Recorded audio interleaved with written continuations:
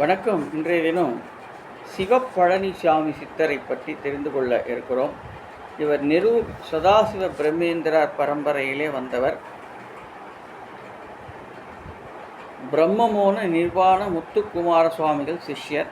கொங்கு நாட்டில் மேலை சிதம்பரம் என்று வழங்கும் பேரூரை அடைத்த காரமடைக்கு அருகில் அமைந்த கொண்டையம்பாளையம் கிராமத்தில் வாழ்ந்தவர்.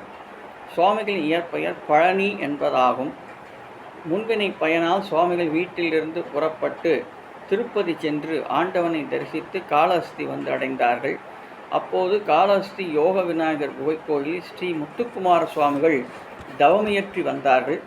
பழனி சுவாமிகள் ஸ்ரீ முத்துக்குமார சுவாமிகளுடன் சமய தீட்சை பெற்று குரு உபதேசத்தை பஞ்சாட்சரத்தை விநாயகர் குருசுவாமி இவர்களுடன் படங்களை முன்வைத்து சுமார் 7 வருடங்களுக்கு அதிகமாகவே ஏகாந்த நிலையில் இருந்து இரவு பகல் கோடிக்கணக்கில் ஜபம் செய்து வந்தார். அதன் பயனாக பல அருள் நிலைகளை பெற்றார்.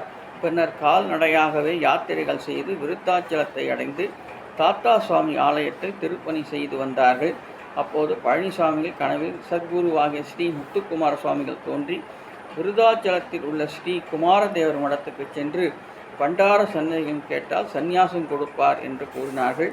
குருவின் வார்த்தையை சிறமேற்கொண்ட சுவாமிகள் ஸ்ரீ குமாரதேவர் மடத்துக்கு சென்று அங்கிருந்த ஸ்ரீவாரி சுப்பிரமணிய பண்டார சன்னதிகளுடன் தனக்கு சொப்பனத்தில் உத்தரவானதை கூறினார். ஸ்ரீ பண்டார சன்னதிகளும் யோகத்தில் முன்பே தெரிந்திருந்ததால் மடத்தின் முறைப்படி பழனி சுவாமிகளுக்கு ஆசியும் வழங்கினார்கள். அதன்பின் ரயில் மூலமாக திருவண்ணாமலை, காசி, ஹரித்துவார், ரிஷிகேஷம், கங்கோத்பத்தி முதலிய இடங்களுக்கு சென்று தீர்த்தமாடி மீண்டும் விருத்தாச்சலத்திற்கு வந்து திருப்பணி செய்து தாத்தா சுவாமி ஆலயத்தில் விநாயகர், சிவலிங்கம், நந்தி, பலிபீடம் முதலியானவற்றை பிரதிஷ்டை செய்தார். 24/11/1947 சர்வசித்து வருஷம் கார்த்திகை மாதம் 9ஆம் தேதி திங்கட்கிழமை உத்திராட நட்சத்திரத்தில் கும்பாபிஷேகம் பழனிசாமிகள் செய்வித்தார்கள்.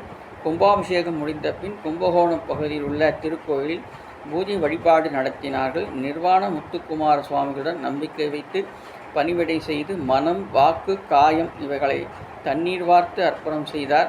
ஸ்ரீ முத்துக்குமார சுவாமிகள் திருவடி சூட்டி நிர்வாண தீட்சையும் சிவப்பழனி சுவாமிகள் என்னும் தீட்சாநாமம் அளித்தார்கள். சுவாமிகளும் உச்சிப்போது கைப்பிச்சை ஏற்றுக்கொண்டு வரலாறு. இவ்வாறு இருக்கும் நாளில் தனது மோட்ச காலம் நெருங்குவதை அறிந்த சுவாமிகள் விருதாச்சலம் தாத்தா சுவாமி ஆலயத்தை சிவ ஐயா மௌனசாமியை பாதுகாத்து வருமாறு நியமித்தார்கள்.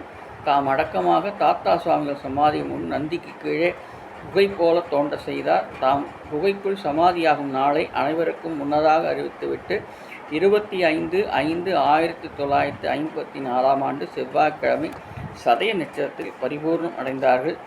சமாதி கோயில் உள்ள இடம் விருதாச்சலம் பழமைநாதர் கோயில் மேலவீதியும் வடக்கு மீதியும் சன்னதிக்கும் சந்திப்பிலிருந்து வடக்கு நோக்கி செல்லும் சாலையில் சென்று மணிமுத்தா நதியின் தென்கரையை அடைந்து சற்று கிழக்கே சென்றால் தாத்தா சுவாமி கோயிலை அடையலாம். அங்குதான் இவருடைய சமாதி இருக்கிறது. நன்றி.